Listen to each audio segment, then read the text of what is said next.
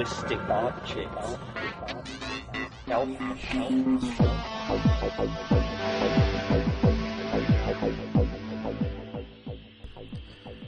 Greetings from Cyberdelic Space. This is Lorenzo, and I'm your host here in the Psychedelic Salon. And I'd like to begin by first thanking Gary S., Omega Art and Music, Connie S., and Vipal P. for making donations to help offset the expenses here in the salon. And they all did so through purchasing a copy of my Pay What You Can audiobook, my novel The Genesis Generation. And I also want to thank our fellow saloners who have been posting very kind comments about that book. You're giving me the encouragement to continue working on the next volume of the series, which I hope to have completed by the end of this year. Now today, as you already know, we'll be hearing part 2 of Bruce Damer's great Crescendo interview with filmmaker Matt Anderson for the documentary film series that he's directing titled Fall and Winter. And you can see the trailer of that, by the way, at Fall Winter Movie, all one word, fallwintermovie.com. Now, in the early part of this interview, as Bruce describes his view of one way the leaders of governments and corporations could maybe be better qualified before becoming eligible to fill their elected positions or appointed positions, well, he really swept me away with the very real possibility that a more closely utopian society such as that could really be feasible if only enough humans get fed up with the status quo and do the hard work of actually creating such a civilization. I guess that I could have shortened that little speech to simply say the headline, Bruce's vision gives me hope. So now let's find out what you think about it, and here is Bruce Damer. What it comes down to in most societies, especially the United States, is there's just a few individuals who create the problems. A politician that is a problem, a business person that is a problem, a financial instruments manipulator that is a problem. It comes down to a handful, and I would say it's no more than 500 people in the United States cause a vast amount of the grief and the failures of there's probably a set of lobbyists on E Street in Washington that are the cause of the failure of the legislative agenda. There's some lawyers. There's certainly the politicians. There's, in many countries it may come down to a handful of people. So human civilization has to get a handle on this and say, we need adult supervision. We need elders. We need oversight. We need screening. Because these people get into these positions, often they're sociopathic or psychopathic by the measures that you can give. George W. Bush, perfect example. On the surface, he was a charismatic guy. He motivated people. He was extremely good to meet in person. I never have, but I've seen his speeches, and I can see why people became really attached to this guy. But he's a recovering alcoholic. Now, all my friends in Alcoholics Anonymous, when they saw that W had been elected president, they basically cringed and said, oh no. W would never have been able to be screened to become a pilot, for example. He just couldn't pass that psych test because as a fairly severe recovering alcoholic, he enters into what's called a belief box. And the belief box, if you're in recovery, is that safe space that if something comes in and disturbs you, you're going to go back on the bottle. So you deny information. You deny truths that come in. And this characterized the presidency. And how many people died? Hundreds of thousands of people died, millions displaced because this guy was in this position. And he was able to work with another group of people in a cycle of hubris that led to massive destruction and rode the U.S. economy down with the destruction of financial institutions and laws and protections of citizens' rights. So why on earth would we not screen our leaders? Why on earth do we not do this? And when we see there's a problem that's developing, we remove them. There should be a council. There's a council of people who are above reproach, like the old village elders, who look out and they say, okay, this person is a problem. There's something going wrong. We will explain the truth of this. We're truth seekers and truth tellers. And the institutions can act on this. So if you have a problem president, they don't stay for 4 years. The problems are identified. The poor strategy is identified. And I had personal experience with this because in January 2003, I was part of a Pentagon-sponsored workshop in Virginia on the Iraq War. And it was partially on the Iraq War and partially on how to move the United States off of petroleum dependency, which was considered, certainly wrapped up in this Iraq operation. And we talked for a day about what is the justification for this. And our sponsor of our workshop was a major Pentagon thinker, had been there for 35 years, and counseled the Joint Chiefs against this. So why is it that this person who was the sponsor of our workshop, who had been through Vietnam, was one of the most respected brains in the Pentagon, why isn't he setting the policy? He should be setting the policy. So he should be brought in and say, all right, you have to give a pass-fail grade on this strategy, and if you say, no, this is going to be damaging for these reasons, it doesn't happen. And the politicians either can accept that or they're out of office. We need elder adult supervision in our civilization. We also need to make sure we don't traumatize our children early on, that they're healthy. One of the great things about some of the countries in the world that prioritize early childhood, in Scandinavia, they're prioritizing the health of the child in the womb and long maternity leaves, counseling and on nutrition, because they want the healthiest possible baby to be born, and then the best education for that child. That should be the priority, period. And no exposure to religions that produce fear, guilt, and all those, the effects of exposure to good moral codes, but not necessarily religious codes. If religions are deemed, too risky because their past record is not good. Many religions, or many ways of teaching religion. So, in the post Crescendo period, if we are in the emerald and blue, the emerald and azure civilization, we will have gotten all this right. And to run for public office or to seek to operate a corporation, and if we still have militaries, which we really don't have need for or shouldn't, anybody, it should be like you're an airline pilot. You are screened and screened and screened, because there are going to be passengers, and in the lifetime of your career, you're going to be responsible for hundreds of thousands of individuals that are back in the seats behind you, that you are getting safely to their destinations. And society says, if you put your hand up and say, I'm going to run for president, or I'm seeking the CEO-ship of this corporation, then the entire mechanism goes into place. And it may be that you have gone to special schools that train you to do that, and that you come pretty stamped and pre-approved. And there would be elders and people who've known you your entire life that say, I believe that they're ready. But you would also go through a test period. You may go through training for this.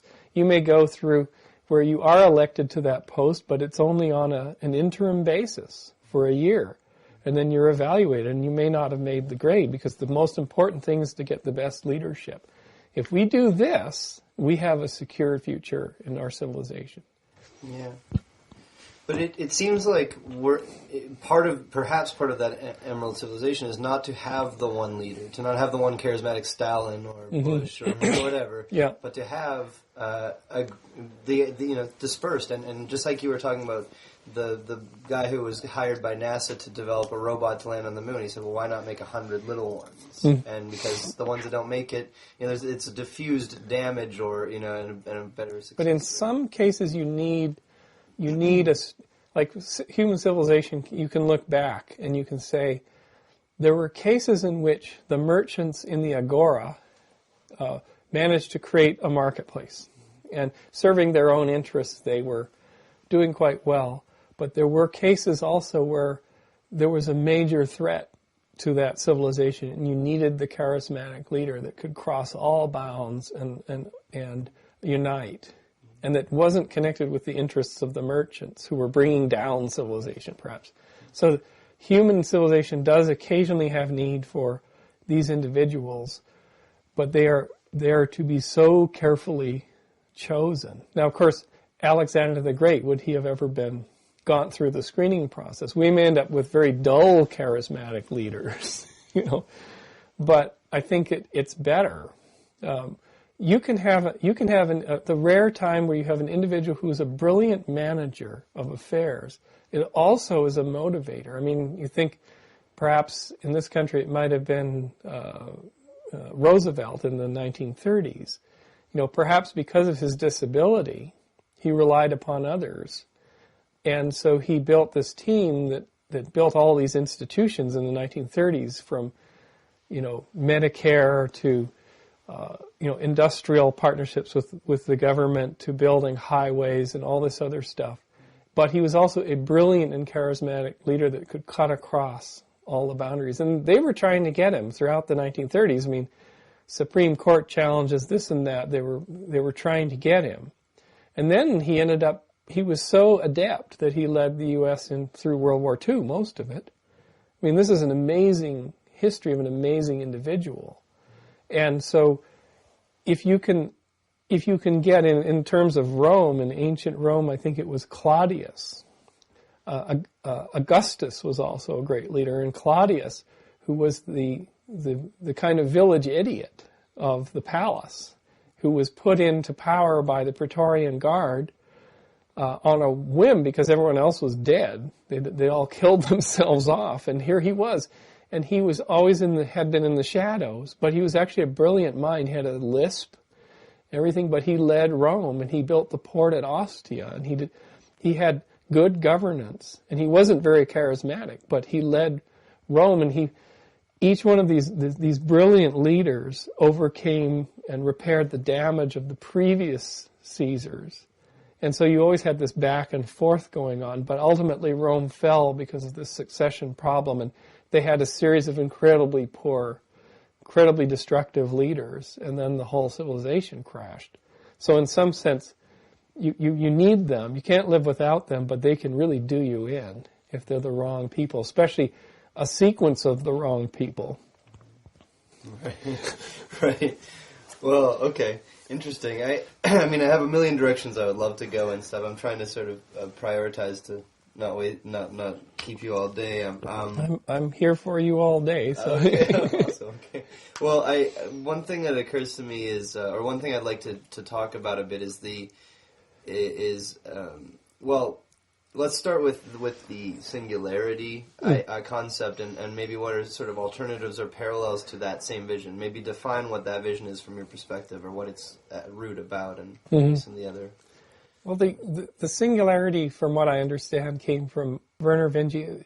The idea that somehow some blend of all the world's tweets and databases and technology and people in them create this collective being that wakes up, or that technology goes so quickly and that we become cyborgs with subcutaneous chips, and we get morphed so rapidly that we become one with the machine, or something like that. It seems to be, it's a bit of an apocalypse. It's a bit of a science fiction idea of the turning on of consciousness of everything, which is kind of a cool idea. But it flies in the face of how technology is actually built, which is piece upon piece of legacy stacked up, and trying and the internet is one gigantic piece of handwork. It's a piece of constant maintenance to keep it going. There's nothing intelligent and autonomous and self-healing about the internet, or about, your latest cell phone. It's a huge labor of human caring, and the upgrades to your smartphone are worked on, and there's still problems. It's a big handwork thing. Nothing's autonomous. So the singularity idea is nonsense. It's complete. It's a science fiction idea. It came from science fiction. It is science fiction. The crescendo idea is different. It's saying that in this time where we feel a quickening or an intensifying of everything, it isn't going to one point. It's that all the voices are singing at once. We're all experiencing more and more extreme states of consciousness of extreme sports, of extreme tech, of extreme saturation with media, of extreme job changes, body changes, just information. Terence McKenna called it novelty. Just more and more and more of it, and more voices coming out. And this is glorious. This is a glorious period if you can get through it. If you can not burn out on it, which is a danger. And Crescendo involves everyone. The singularity seems to be this nerd idea of reaching some kind of omega point, reaching some kind of. It's very much the Christian idea of the second coming, apocalyptic, etc., etc. So it's a bit of a downer because everything comes to an end, but it's incredibly unlikely. And in fact, in the Singularity movement, and I do talks every year at the Singularity University. I've done 2-3 years in a row now, and I come in with the contrarian view, and what I point out is, if this is the belief, who is working on this problem? And who can show, certainly Ray Kurzweil can't show, how do you get from Microsoft Office installed on your computer to an intelligence that is talking to you and to which you are uploading your every memory and desire? Microsoft Office ain't going to get you there. Microsoft isn't building this. And Office in the year 2029 is just going to be bigger, load slower, and cost about as much, and take up 100 times the disk space. Office will still be Office. It may be 3D in front of your head in augmented reality, but you'll be still writing letters. And so who is making this thing happen? Nobody is the answer. It's a complete idea drawn from the air that appeals to a certain, as we said, in a certain religion. It's like a religious idea almost. It sounds cool to people so that they're into it. But so does Trek sound cool, and you go to the con and you live in the world of Star Trek. It's living in the world of the singularity is living in one of these science fiction-y fantasy worlds. And then everything is colored by that. So you live in a Star Wars world. You live in the world of a religious group, the world of Scientology. For a while, it's very cool and reassuring and stimulating, and comes with social interactions and groups. But after a while, the holes, the tears are showing through, and there's sky showing through the structure. So the Crescendo is an alternative. It's saying celebrate all voices, all approaches, all inventions, all fanaticism. Come at this thing as an anthropologist and look down from your spacecraft and look at all the crazy extremes that are going on and say, this is astounding that the biosphere, after 4 billion years of evolution, has produced this.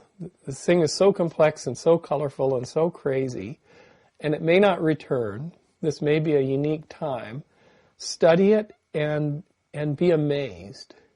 And when you accept everything equally, when you accept the viewpoint of the Islamic extremist, when you get into their shoes and you see the world from how they do, watch the videos they watch on YouTube, get enraged, and you step into the world of the right-wing fundamentalists in the U.S., you'll find a very similar kind of person, watching very similar kinds of things, getting the same kind of angst and anger. Experience what they do, be completely empathic with them. Then step into the world of the person building, a kite that can generate electricity at high altitude, and their excitement, their vision for the future. Step into all these shoes to saturate and absorb yourself with all the voices. Then you'll understand where it is going, and you'll understand how to explain things to all those people. Because if you have, like Spock, if you've done a mind meld and you've internalized the state of all these different people and all these voices, you will be wise and you will be able to guide. And that's what it comes down to. Well, it's good advice. It's beautiful. It's nice. Great. Well, I guess you also have to accept the singularity view then too. Yeah. Of course. And it's cool. It's cool. And you go in there, and now, of course, in the Singularity University, they're not really teaching anything to do with the singularity, and Ray is not around. Right. It's just everyone talking about the stuff they're working on. So, at the beginning when they were setting it up, I said, don't call it Singularity University. It'll be tarred and feathered with this crackpot thing. And I sent emails and tried to convince and said, anything, call it, nonularity or unnularity, anything, just don't call it that. Because, there's a certain attraction to it, but then it will always be, thought of as this crackpot thing. And poor Ray, Ray now has this following of people that are just after him because he's brought it on himself. He's not a scientist. He's not an objective thinker. He just comes up with these notions. And he got savagely taken down at Stanford about 3 or 4 years ago on his sort of curves going and all this stuff. He was invited to present at Stanford, and he got just cut apart. And he switched to life extension work. And what the sign, and this is also important if we look at the people who influence society. So, he's won national medals of honor and everything for his work, but if you see people who get into this mode, there's a fellow who was promoting the idea of a face on Mars for a while. And I remember I had an involvement with this because he called me at one point wanting to speak at our Contact conference. It was called Contact, and it was serious planetary scientists, anthropologists looking at the ideas if you did contact an extraterrestrial civilization with a signal or something, what would you do? And these people have been meeting for 25 years looking at this. Really cool group of people. Science fiction writers come to the meeting, really, really cool. He wanted to present at it. And I said, one, I can't give you permission because Jim Finero runs this meeting. You have to call him. I doubt if you're going to be able to present because you're making claims that, frankly, aren't substantiated by anything, just by your imagination. And he was pretty miffed about that. And then I was on the phone to Art Bell because we were getting ready to do a show on avatars because I'd written the book Avatars, and Art wanted to he said, get your coffee pot going because this is all night, coast to coast. And we were getting ready to do the show maybe in the next day or so, and then Art, unfortunately for me, he pops up a web site, and it's one of the earlier Mars orbiting craft that NASA had deployed, to do more planetary surface exploration, and they had taken a shot of this rock outcropping that Hoagland was, the face on Mars. So Art said, I gotta go because, the face on Mars scam has broken, and now I've got to take this down. And I said, Art, you get them going up and down.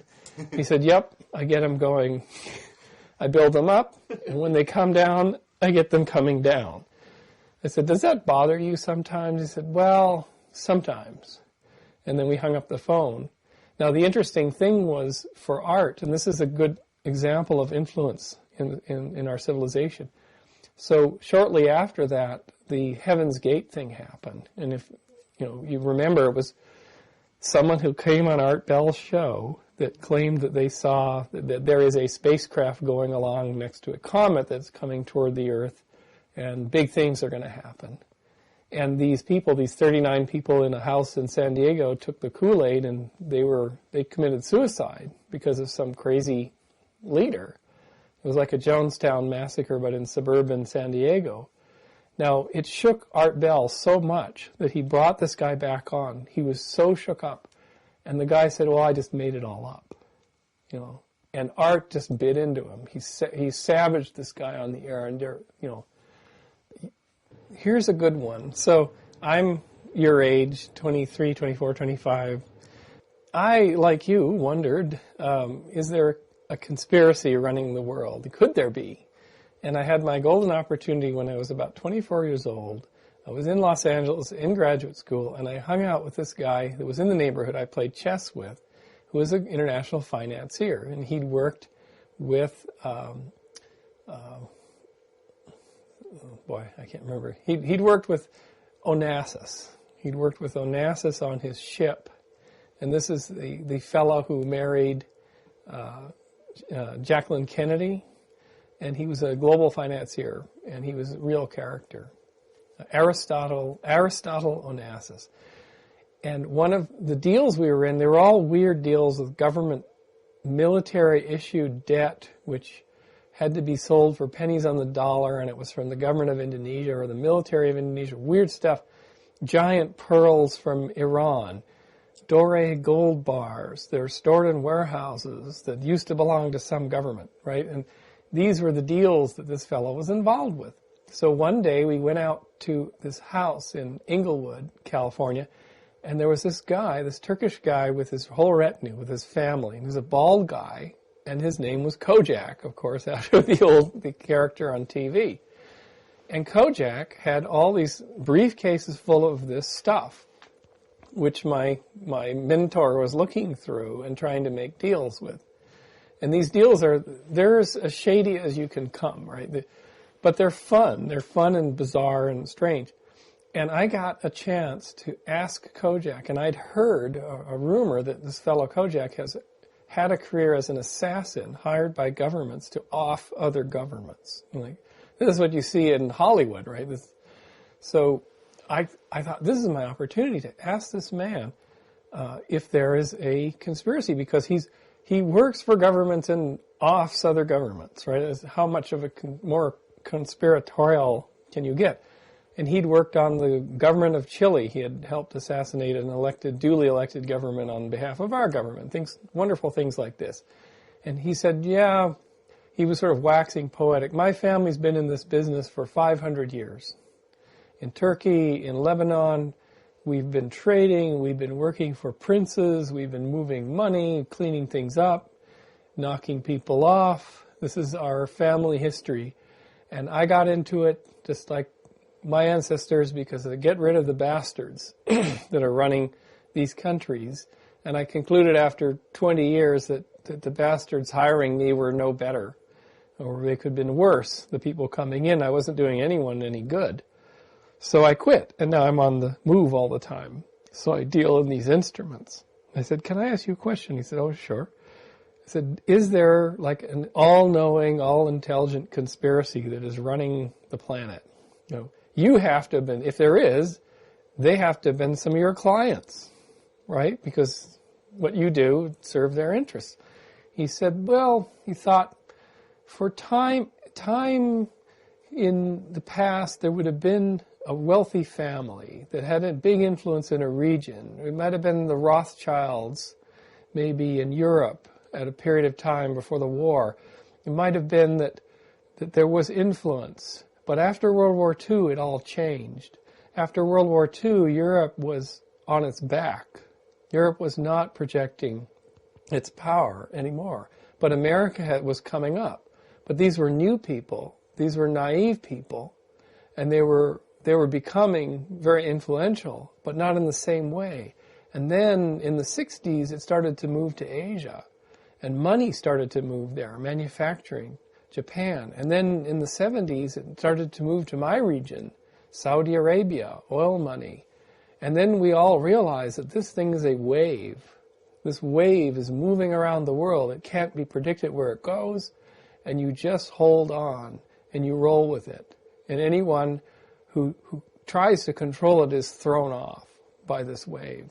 So no, there is no conspiracy. There is not even a person or a group of people who have in their mind an idea of what's going on, or a piece of the whole picture. There is not. And this was in the mid-1980s, so you can imagine. So no, not only isn't there a conspiracy, there couldn't be a conspiracy. And as Terence McKenna said, the horrible truth is there's no one in charge. So that's another thing for the Crescendo view. If no one is in charge, you can actually give up all the energy you were expending in blaming people, or in being fearful of the people you think are holding the conspiracy, or in expecting someone to fix things. If no one is in charge, it's like if you have the sudden revelation that there isn't a God that is running everything, then in fact, nature's running itself, you are running things, then you become responsible. Well, if God's not, looking over me, I have to become like a God. I have to become benevolent and caring and, a good kind of a God. I have to actually take that role myself. And if there's no one in charge, don't act like there is anyone in charge. Then you start getting really responsible. You say, my God, nobody's in charge. Or am I not God? Nobody's in charge. Therefore, everything I do contributes to our riding of this wave to a good degree or not. And the crescendo is when the wave just enters into this incredibly fast undulatory pattern, and so many changes are coming. And so if you come into the, first breath of your life saying no one's in charge, and yet everyone is in charge, then we're going to be able to make it through those undulations, and we're going to revel in them, to tell you the truth, because the undulations of that wave in this more intense crescendo that we're going to come through are going to be an incredible ride, a roller coaster ride. We're going to learn things we could never have learned. We're going to be freed from things. The crescendo will throw off all the old religions. It will throw off the conspiracy theories. It will throw off, crusty old corporate jobs will be gone, and as they're disappearing quickly. And replaced will be self-sufficiency, direct communication with nature, with other human beings, with media, the creation of opinion directly, which is what we're already seeing. All of the things that replace, because we're so flexible in our minds, we let it in. We say, fine, let the old crusty thing go. I'm ready for the next, because I know no one's in charge. No one's going to give me direction. When the Soviet Union fell, one of the most interesting things was the journalists standing around at Pravda saying, we were always told what to report. Now we're not being told what to report. We are in a state of complete confusion. What do we do? Now, of course, they had to learn that they could go out and form their own opinion, and they could shape a story. And for them, that moment this is a terrible responsibility. Now think about that. So they had given that power to the government, which told them what to do, which that was for better or for worse what society was to be told. Now that it comes upon them, for a moment, there was a moment of complete honesty, saying, this is a terrible responsibility. I don't know if I'm up to it. Now, of course, most reporters going out in the world have a point of view, and of course they feel they do, but many of them perhaps don't. They don't understand what the full responsibility is, and those Pravda people did. They almost said, we can't do this.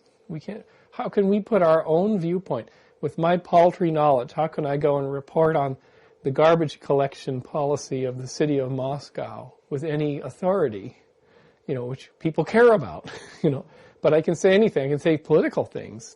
We can say anything about the garbage collection, failure of collecting garbage on the right days and who's to blame. And they never done that. Never blamed a city official, never done that. Well, what if we hurt somebody? What if we're wrong when we do the story? Think of that crystal moment where they were given the responsibility. And this is, the 20 plus years ago. So if you give yourself the responsibility for not, because you don't believe that anybody's in charge, you now know it for a fact, you give yourself a piece of responsibility, that is a life changer. There's no God, there's no government agency, and this of course happens to people in disasters. And this is why humans shine in disasters. They either reach their lowest points, and often humans absolutely shine when all that structure disappears, and they rescue people from the torrent and help each other out. That makes some of the best stories and the best movies. Totally.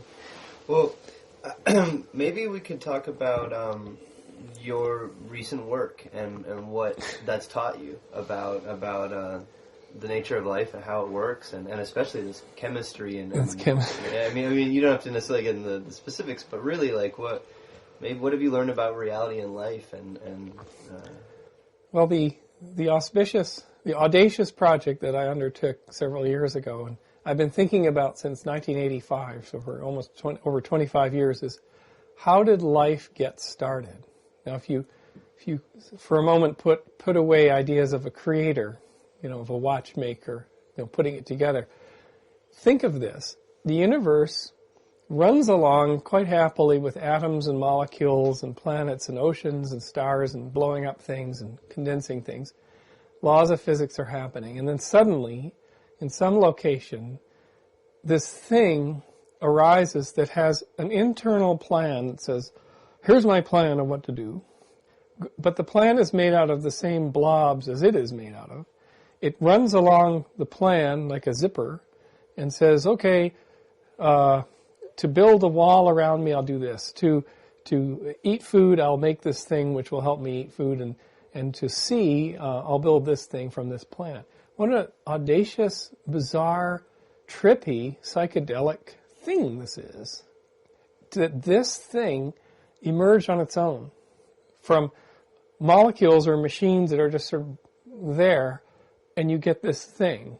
And of course, creationists call this the problem of irreducible complexity, that there is no pathway. And for software nerds like me, this is the ultimate coding challenge. The code has to write itself. Now, this also helps, this is the unsingularity project, because this project would be, in a sense, the ultimate singularity project.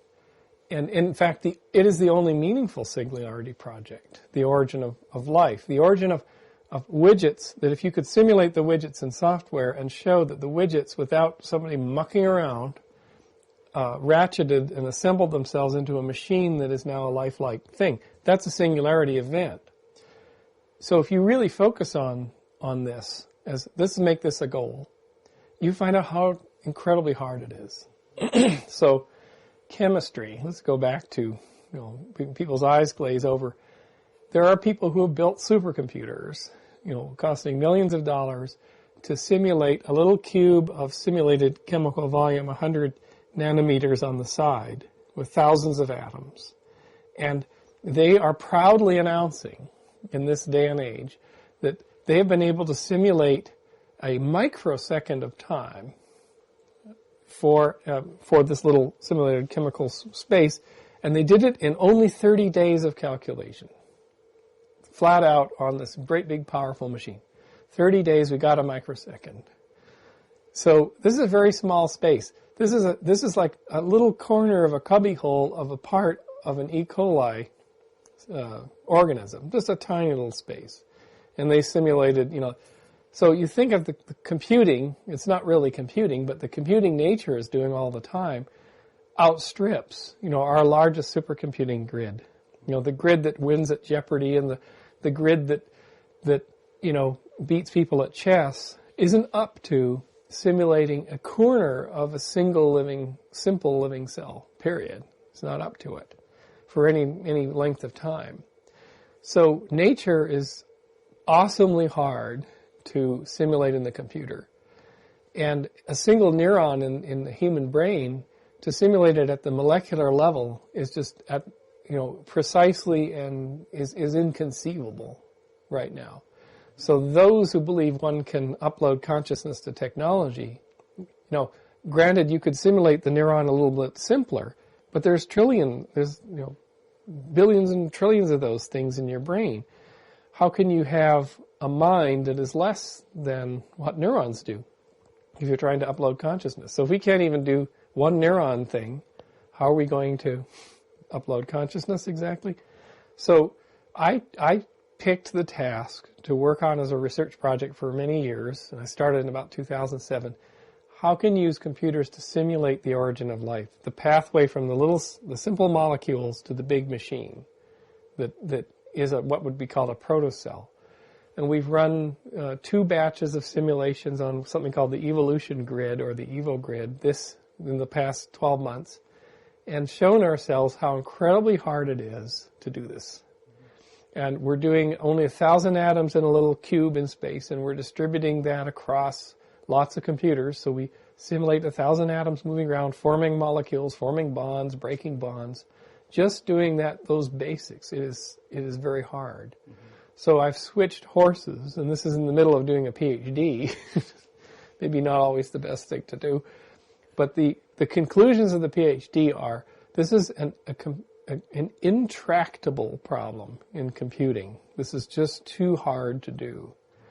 You could go into a lab in chemistry and build little vesicles, little hollow shapes of made out of lipid, made out of fats, and watch them move around. You can inject things into them. You could have them, stuff will go through their walls. They're like simple cells, but they're nowhere near biological. People have been doing that for 100 years. That's hard too. Are you going to get the origin of life by doing it in chemistry? Possibly not. It's just too hard of a problem. There is a middle way, and the middle way is to say, let's create a toy universe. And this concept came from Freeman Dyson, who I went to see. I occasionally visit the institute in Princeton where he is working. I came to see him a couple of times, and he talked about toy universes. Universes that have a physics, they're invented, they don't do every little thing that the real universe does, but they have just enough juice, just enough physics, so that stuff can happen that's interesting. So what I'm now doing is designing a toy universe that would have enough juice to show in a toy life form that if you simulated it on computers of today up to 2050, you might get an artificial origin of life happening inside them. Now, if you get that happening, and of course, who will fund such a thing? There isn't many commercial spin-offs of this, but if you have that happen, then that's a fundamental thing for the future of human beings and human civilization, because it also goes down to you are responsible, i.e., you're here not because something put you here and fabricated you and guided the evolution and created the whole planet. It's an emergent phenomenon, and so are you. And you are an ongoing story, and the story is written in your genes, but it's also written in your mind. And you have responsibility for this amazing emergent phenomena. You're perhaps one of the greatest outputs of it, and the reason the planet went through all the trouble. You're an accident, as Stephen Jay Gould or Richard Dawkins would say. We're not, the apes were going extinct. People don't know this, but I mean, the great apes, regardless of whether humans had emerged off the plains of Africa, were going extinct. Why? Because the forests were drying up due to climate change, and this we're talking 2-3 million years ago in Africa. But also the arrival of the great competitor, monkeys. Troops of monkeys. Think of them like a colonial insect group. Monkeys they have smaller brains, they're faster moving, they have guards, they have foragers, they have soldiers, they have this whole societal structure. They're like an ant colony or a beehive. If monkeys moved into the area, they're going to get every piece of food. And they're fast. And they're an indefensible power, these troops of monkeys. So here you have highland gorillas. They come along, they find a banana tree. What they do is they sit there for several days. They eat the tree. I mean, they eat the bananas, but they also consume the tree. I mean, they're herbivores. They're vegetarians. They'll consume the entire tree and they'll crunch everything down. Their incisors must be the most impressive things to work on if you were a dentist. But they're slow, and they take a long time to create their young. They're long-lived, but their bodies are big, their brains are big, they're costly to maintain. If a monkey got to that banana plantation first, or that banana tree there, it wouldn't be there. The high-value foods would be gone, the bananas would be gone. So the great ape populations were declining and declining and declining, and we were headed out. So we can't get on our high horse here. We're an accident in a sense that we made it. We slipped through. Somehow we slipped through. So the miracle of, if you look in the writing in your genes, that coding, there are fragments of your gene that go back unaltered to the earliest microorganisms that had genetic codes in the early oceans. And you're talking 2, 3, 4 billion years ago. And those codes outlasted star systems, whole star systems. They're so robust. It's such a freaky property. And your ancestors, you are a line based on a line of successful ancestors that lived long enough to reproduce. And that single-celled thing in that ocean is yours. It belongs to you. That Pikaia that has the little notochord backbone, 535 million years in the Burgess Shale that's swimming along and eating garbage at the bottom of the ocean, that's your personal ancestor. That is you. And all the way up through the thing that crawled on land that had the lung, all of them belong to you. They're your lineage, and they're a unique lineage. We share common ancestors, but they're unique. One of them ate an insect and managed to get enough energy to reproduce at one point. That's a unique pathway to you. That insect was eaten. So the miracle you don't need religion for miracles. The fact that you exist and all this exists is stacked upon miracles, turtles all the way down. So if we grok that, we don't need any religious stories anymore. We grok that and you look into that chasm of improbability and of miraculous survival and innovation. You just stand there in awe and you look out into the universe and you say, we're rare. We're astoundingly rare. We're now seeing exoplanets. And we're seeing that many of the exosolar systems have hot giants. They have like big Jupiters orbiting close in. And when you think of it, you slap your head and say, but of course, if I was a solar system and I was forming, I'd have like one or two stars. And if I had just one star, say for instance, and I had a big accretion disk of material, the big hot things would kind of get like most of the goodies, and they'd be close in because the accretion disk is getting fatter as it gets close to the star that's forming. Of course, the Jupiters and Saturns would be close in. They'd be boilingly hot. And then I get a few rocky planets further out. Well, what is that solar system for a living space? How comfortable is it? It ain't. Because you've suddenly got, you're way out here. You're in the cold, and you've got this hot Jupiter that's perturbing your orbit, and your orbit is all strange, and oceans may be liquid for a period of time and then freeze and then boil off, and it's not happy. So our solar system, and of course you're exposed to stuff coming in. Our solar system's inverted. Circular orbits, a stable star, Jupiters and Saturns on the outside, they're vacuuming up all the hazardous material. They're cold. They're protecting us. We have a giant outsized moon that was probably formed by a collision. It's protecting us. We're in a stable orbit around a stable star. That is a freakishly rare solar system. That is a real special one. And so we're now we look down into our genes and thinking, how on earth? And then we look up and say, wow, there are so few of these, of our type of setup. And then if that doesn't give you a sense of specialness or responsibility or lack of specialness, what would?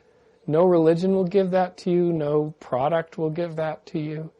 So it's looking straight into these astounding realities, unfettered. And scientists are getting better at telling the story, but truthfully, it's the journalists and the people in between that are telling this story and making the computer animations and making the poetry and telling that story, and that are giving people the look through this door, this window.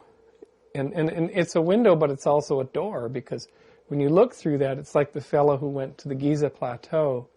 He went there in the early 70s. There was a researcher who started out being part of a cult that believed that the pyramids were built by UFO aliens. So he was funded to go there. He went there, and then he got connected with the Egyptian antiquities people, and real excavation, got completely fascinated by the reality of this dig, went back to the States, got a PhD in archaeology, and has been working there on the Giza Plateau for 20 years. And they've now excavated the city of the artisans that built the pyramids. And so we were at a conference, and he showed archaeologists still use slides, right? Slide projectors, very high resolution. It's a good medium, like no PowerPoint. And he showed us slide after slide of this cityscape, which was much better laid out than modern day Cairo. He showed an overlay of this beautifully laid out city, and then modern Cairo coming up to it with all this labyrinthian streets. And there was the big bakery to make the meals in these conical baking horns for these people. There's a clinic. There's housing. And the interesting thing is, of course, he said, the cult never gave me any of this. This is so much more profoundly interesting than this, what came out of some guy's imagination. The reality is so much more mind-blowingly interesting. And we've discovered that the pyramids were not made by slaves. That's another invention of somebody. They were made by competing gangs. They call themselves gangs. We find their graffiti everywhere. So these people competed from villages to be part of these work crews because it was in high privilege. And then they would compete on construction. And we would find in the shaft in the Great Pyramid writing in Egyptian that said, "The drunken friends of Khufu have reached this point first." And that was a note that we're winning. It's season 32, and we built up to this point. And this thing was a national sport. It was a pastime. It was a great project. It was a privilege to be a part of it. So then you look at the pyramids with this whole different reality. Like, these things meant a lot. People cared about this. They really cared about it. So facing reality is the ultimate beneficial trip. And I think that is part of this crescendo. If the crescendo can throw off all these old, crusty, irrelevant, produced usually by a small group of people, things, and allow us to look directly into reality without fear and unfettered, just in a state of awe, uninterpreted, that's transforming. That's a civilization transformer. Definitely. There you go. Well, there's one thing that piques my interest too, and you're talking about just how much computation power and time and dedication it takes to try and just find one minute piece of space-time that actually exists, or this room is full of it. Everywhere in the universe you find it. Did that give you some new reverence for nature and reality, or can? Yeah, the discovery of the incredible impotence of our technology, of our computing technology. I collect old computers. So I have the DigiBarn Computer Museum. We saw the Cray 1 supercomputer sitting there, and if you're brought up in this culture, you get into this delusional state, but it's a wonderful, happy state that all things are possible with digital computation. And if you're in virtual worlds or World of Warcraft, whatever, it's like a compelling reality. You think, yeah, reality can be represented in here, but it's a cardboard cutout. It's really a cardboard cutout compared to what is going on in nature. And so, but it's a useful cardboard cutout. But there are those who then extend it infinitely and, claim it is the savior of all. But in fact, it's a fragile, error-ridden, handmade technology. And previous technologies, the technology of steam railways and steam engines in the 19th century, people held great belief for those. I mean, they felt you could create an intelligent, speaking being out of pistons and cogs and gears. I mean, this is a Victorian idea, the Frankenstein idea in a sense, came from this. And we look back and think, how absurd. That's just completely absurd. But people in the deep 21st century that look back at us, and they had such belief in this stuff. I predict that if an alien spacecraft comes into orbit, it will come into orbit, it'll be this gigantic like steam engine thing with cogs and wheels. It's huge. They'll look at our space station and they'll say, using digital technology, you'll never get to the stars with that. This is how we get big, clunky, reliable, million-year warranty parts. Digital technology, fragile, quick and dirty, inflexible. It's basically a kindergartner's technology. Software is a kindergarten technology compared to how nature is made. It's Fisher-Price. It's a Fisher-Price version of reality. But yet, I mean, of course, it's a usable, valuable tool. It's something we benefits us greatly in some regard. I think it's just that distinction about getting carried away with it being greater than reality, and the spectacle creating the bubble around you from what really is there. Is that? Yeah, what you'll see as we get holodecks in our homes and people really immersed in virtual worlds, and especially when augmented reality kicks in, when you've got not just on your smartphone and you're looking at it and it's showing you the constellations in the sky, but it's glasses or it's retinal displays that are giving you data floating all over everything. A great book is Werner Vinge's Rainbow's End. It's about San Diego in about 2030, and it's when augmented reality has really kicked in, and the world is filled with objects and creatures and data, and you're in that space. But AR is interesting in that AR is about mapping onto the real world. So to try to find this farm, you're driving along, and it's showing you floating signs that are saying turn left in 29 seconds or something. I mean, that's actually useful. And if you were looking at a dandelion, it's pulling out, it's doing a NASA kind of zoom camera and pulling out the finest detail on the petal or the little yellow part of the dandelion, and it's showing you the pollen. And then the pollen's getting big, and then there's a leg comes and it sweeps the pollen off, and it's a bee that is taken, and the leg hairs fit perfectly with that pollen, and you think, wow, and you're just blown away. So AR maybe is a gateway into this transformation of thought. So it takes you away from the virtual world, which is really quite off there, and you forget to eat and sleep, and you pass out on your keyboard, to joining you back to the real, letting you see things you couldn't see before, except through imagination. Now, of course, if people lose the ability to have imagination, we have a problem. But I'm not afraid of that next wave. I think I was a pioneer of virtual worlds, but I always saw them as the Keystone Cops. The Keystone Cops movie, they're running fast through the streets and there's no sound, and they basically fit these short films into the length of the reel that they could get in a theater at the time. And this is 100 years ago. Now, of course, we see them sped up and fast, and the cars are moving fast because we're playing them at the wrong frame rate. But we play them at that frame rate because it's more fun. And maybe the stories aren't that interesting, so it's better to get through them quickly. But the Keystone Cops, the virtual worlds and avatar spaces and multiplayer games of now are the Keystone Cops of what virtual worlds will be, in 20 or 30 years through AR and big home holodecks and stuff like that. Well, yeah, it's just bizarre to think of how this will all play out, and technology's role in the course of this civilization. Will we revert back without needing much of any of it and taking out little pieces of it, or will it really blossom into something that really excels? Right.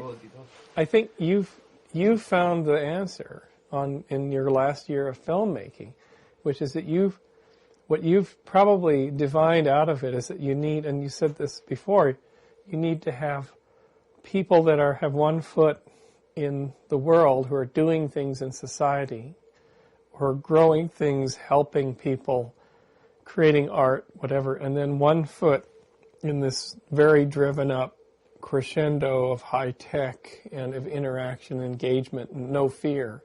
And it's the people that are doing that are going to be the most effective in showing us the future. Yeah, no, definitely. That's a good point. And that the people who are allowing themselves to be dominated by pessimism, fear, doom, are probably marginalizing their mind and their power. But the people that are completely sold over on the technology and that are also deluding themselves. So there's some kind of in between. There's a wisdom that says, believe, but be realistic. And another one that's part of it says, be open to the bad news, but not become the bad news. And there might be another sense that say, fear for the earth, but help a part of the earth be better, or be well, or be healed.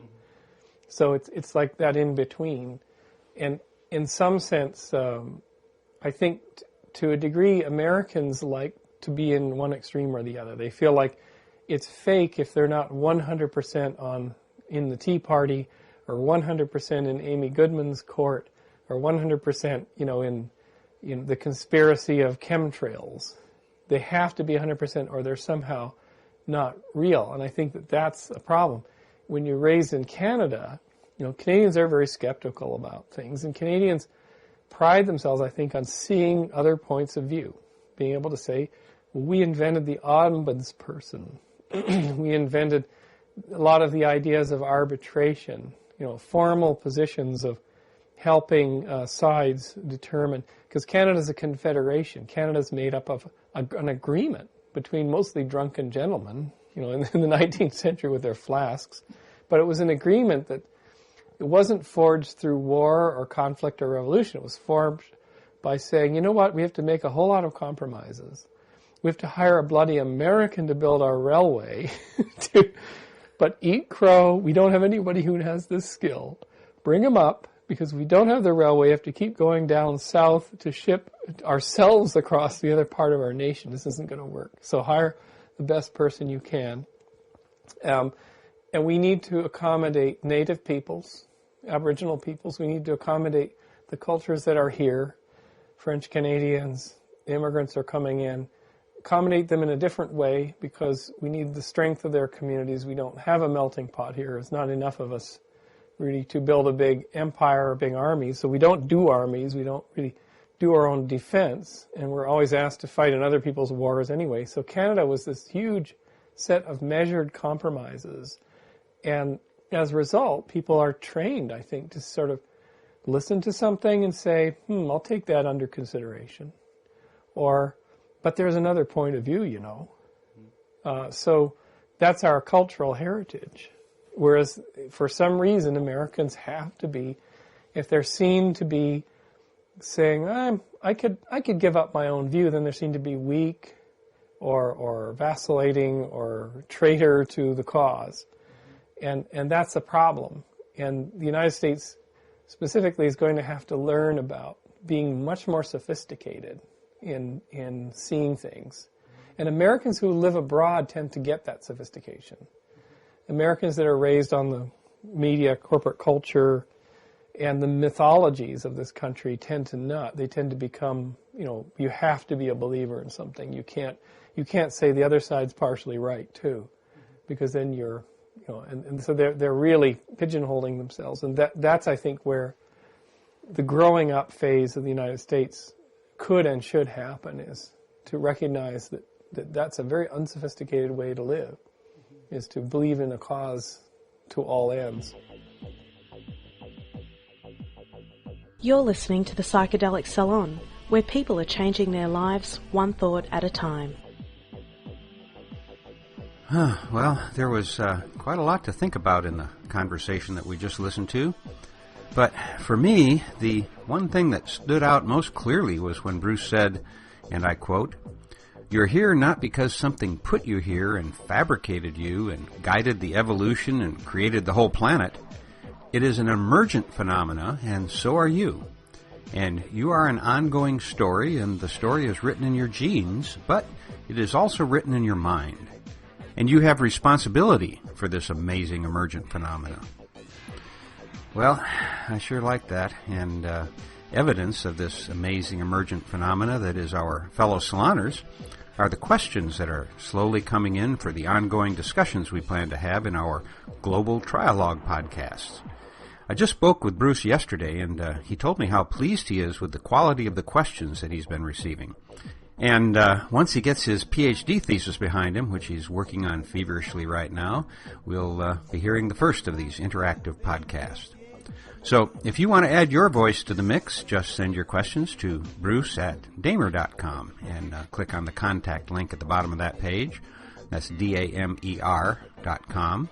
Or through the Psychedelic Salon forum over at thegrowreport.com.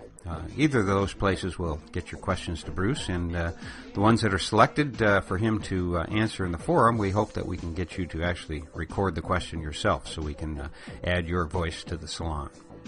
And in addition to these segments that will be coming your way in the future, we'll also be hearing from our friend Matt Palomari, who is going to conduct a couple of interviews for us in the months ahead. And as for next week's podcast, well, I haven't decided what I'm in the mood for just yet, but there's still a lot of unheard material from the Timothy Leary archive that I haven't gotten to yet, as well as some more tapes of Terence McKenna lectures that I have yet to digitize. And on top of that, I've just finished digitizing all of the talks from the 2001 Entheobotany Conference in Palenque, Mexico.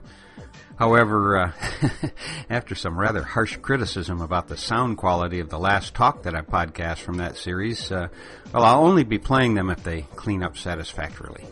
But one way or another, I plan on being back next week with yet another podcast from here in the Psychedelic Salon. So that'll do it for now, and I'll again close today's podcast by reminding you that this and most of the podcasts from the Psychedelic Salon are freely available for you to use in your own audio projects under the Creative Commons Attribution Non-Commercial Share-alike 3.0 license. And if you have any questions about that, just click the Creative Commons link at the bottom of the Psychedelic Salon webpage, which you can find via psychedelicsalon.us. And if you're interested in the philosophy behind the salon, you can hear a little bit about it in my novel, The Genesis Generation, which is available as a pay-what-you-can audiobook that you can download at genesisgeneration.us. And if you want a free copy, don't feel bad about doing that. Not all of us have a lot of money right now, so just go to genesisgeneration.us, and you'll find the link for the free copy where you don't even have to leave your email address. You won't be followed up or bugged or anything about it. So I hope that you'll take advantage of it if it's something that interests you. And for now, this is Lorenzo signing off from Cyberdelic Space. Be well, my friends.